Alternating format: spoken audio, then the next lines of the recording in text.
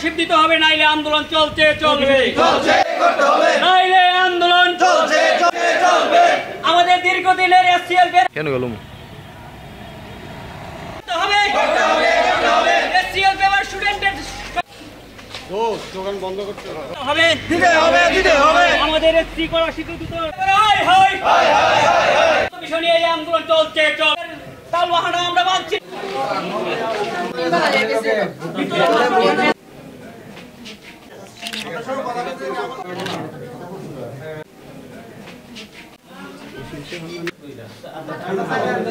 স্কলারশিপের দাবি আমরা অনেক দিন ধরে এখানে যাতায়াত করছি। সবাই আমাদের দীর্ঘ 7 মাস হয়ে গেছে। এর আগেও আমরা আগস্ট মাসে এসেছি, সেপ্টেম্বর মাসে এসেছি। ওরা বললো পুজোর আগে চলে যাবে, হয়ে যাবে, কিছু টেকনিক ইস্যু রয়েছে।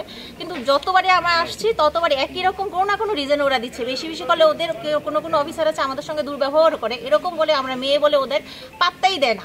ওরা এরকম বলে যে আমাদের বেতন থেকে কি দিয়ে দেবো, নাকি আমাদের জমি জমা বিক্রি করে তোমাদের টাকা দেবো, যারা টাকা দেবে তারা না দিলে আমরা কি করবো, এরকম অনেক অজুহাত দিয়ে আমাদের ওইখান থেকে পাঠিয়ে দেওয়া হয়। আমরা অনেকবার চেষ্টা করেছি যে এটার মেন ইস্যুটা কি, এটা কেন হয়। আমরা কোনো উপায়, আমাদের তো কোনো একটা উপায় দিতে, কারণ আমাদের এই টাকাটা খুব দরকার।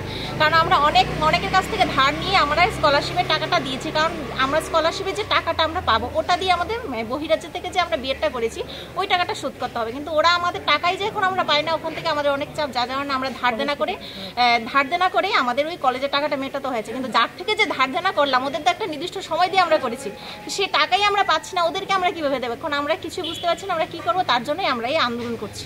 এসসি স্কলারশিপ সংক্রান্ত বিষয় নিয়ে আমরা আজকে দীর্ঘদিন আমরা জুন জুলাই মাসে আমরা স্কলারশিপ পাওয়ার কথা ছিল, কিন্তু এসসি ওয়েলফেয়ারের টালবাহানা আমরা দীর্ঘ দুবার আমরা ডাইরেক্টর স্যারের সঙ্গে আমরা কথা বলেছি, কিন্তু ডাইরেক্টর স্যার আশ্বাস দিয়েছে, কিন্তু লিখিত আকারে এখনো ডাইরেক্টর স্যার কোনো আশ্বাস দিয়েনি। কিন্তু স্কলারশিপ ঢুকবে কিছুদিনের মধ্যে ঢুকবে, কিন্তু সঠিক আমরা 7 মাস অতিক্রান্ত হয়ে গেছে, আমরা স্কলারশিপ পাচ্ছি না।